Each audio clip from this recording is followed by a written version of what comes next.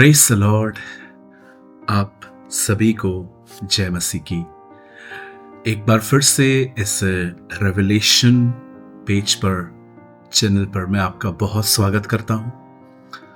Bible कहती है information, knowledge हमें घमंडी बना सकता है अगर हम उसे प्रॉपर वे से न ले तो। प्रभु ने अगर आपको कुछ बताया है और अगर आप ये समझेंगे कि ये मुझे बताया है, तो ये आपके अंदर एक प्राइड आ सकता है।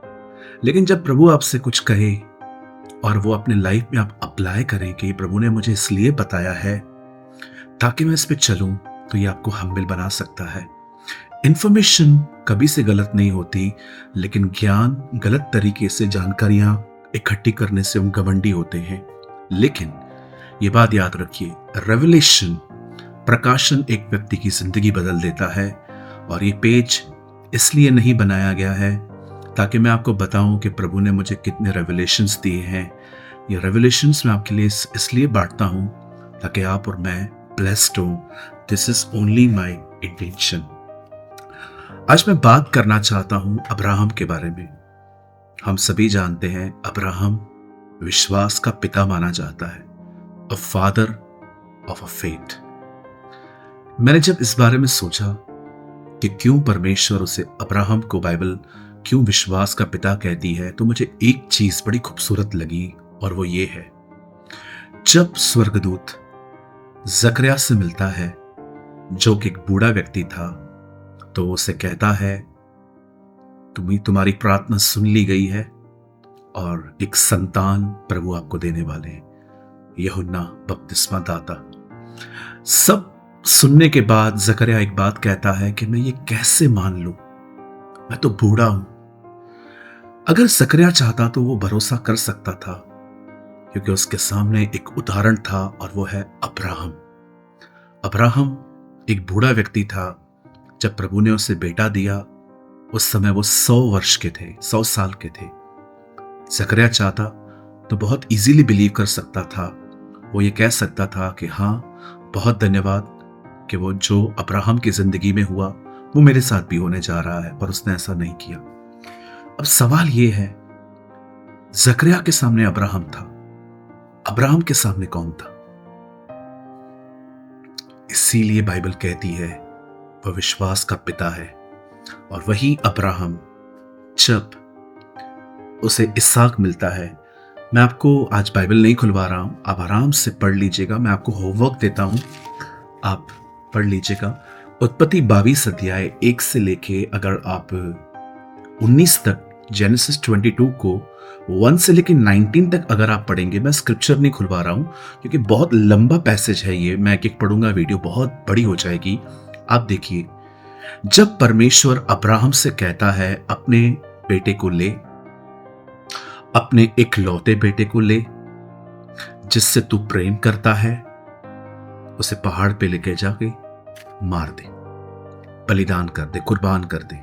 और अब्राहम ये करने के लिए तैयार भी हो जाते। और जब अब्राहम अपने बेटे को मारने ही वाला था, सडनली खुदा ने उससे बात की और कहा इसे मत करना कुछ भी। और प्रभु ने अपने लाइन की कुछ वर्डिंग्स चेंज कर दी। पहले प्रभु ने कहा, अब्राहम अपने बेटे को, इकलौते बेटे को जिससे तू प्रेम करता है, उसे मार। 5 वर्ड्स, अब्राहम, अपना बेटा, इकलौता बेटा, प्रेम, मार, 5।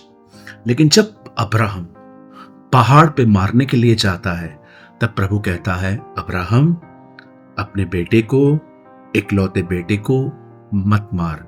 सेकंड टाइम जब प्रभु बात करते हैं तो वो एक वर्ड मिस करते हैं, और वो वर्ड है जिससे तू बहुत प्रेम करता है। क्योंकि अब्राहम वहां पर साबित हुआ कि वो अब्राहम इसहाक से ज्यादा खुदा से प्यार करता है। इसीलिए परमेश्वर ने उसको कहा, मैं जान गया तू मेरा भय मानता है। आज मैं आपसे पूछना चाहता हूं, हो सकता है हम एक अच्छे बाइबल टीचर हैं, हम एक थियोलॉजियन स्टूडेंट हैं, टीचर हैं, हमारे पास गिफ्ट्स हैं, सब कुछ है हमारे पास, जो भी हम एक्सपेक्ट करते हैं खुदा से, हमारे पास सब कुछ है। अब एक चीज का सवाल जवाब दीजिए, कितना प्यार करते हैं आप उससे। How much you love him. पहली आज्ञा है अपने परमेश्वर से अपने सारे मन, प्राण, शक्ति और बुद्धि से प्रेम कर। जब यीशु मुर्दों में से जिंदा होने के बाद पतरस से मिलते हैं, वो एक ही सवाल 3 बार करते हैं, क्या तू मुझसे प्रेम करता है? आप कहेंगे ब्रदर, हम करते हैं। बाइबल का प्यार सिर्फ गीतों में और नाचने में नहीं है। बाइबल का प्यार आज्ञा पालन में है।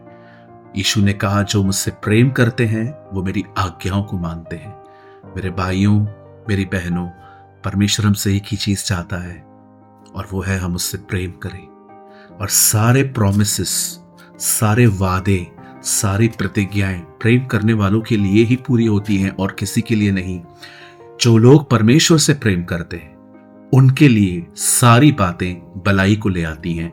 बाइबल ये नहीं कहती है जिनसे परमेश्वर प्रेम करता है, बाइबल कहती है जो उससे प्यार करते, जो आंखों ने नहीं देखा, कानों ने नहीं सुना, जो मनुष्य के चित्त में भी नहीं आया, परमेश्वर ने ऐसी बातें उनके लिए तैयार की हैं जो उससे प्रेम करते हैं। सिर्फ ज्ञानी मत बनिए, प्रेमी बनिए।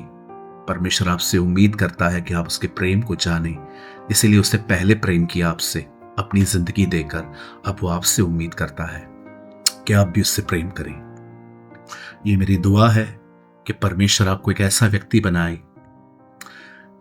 जो उससे बहुत प्रेम करे, बहुत प्रेम करे। प्रभु आपके साथ है। यदि आपको लगता है कि ये वचन मेरे लिए था तो आप हमें कमेंट कर सकते हैं। आपके सामने 2 नंबर्स हैं, भाइयों और बहनों के लिए अलग है। आप चाहें तो व्हाट्सएप पे भी कमेंट कर सकते हैं। हम आपको सेव करेंगे आपका नंबर और फ्यूचर में हम आपको वहाँ पर कुछ और भी वचन सेंड करेंगे। पर अगर आप चाहें तो आप कमेंट बॉक्स में भी कमेंट करके बता सकते हैं। प्रभु आपके साथ है। जय मसीह की।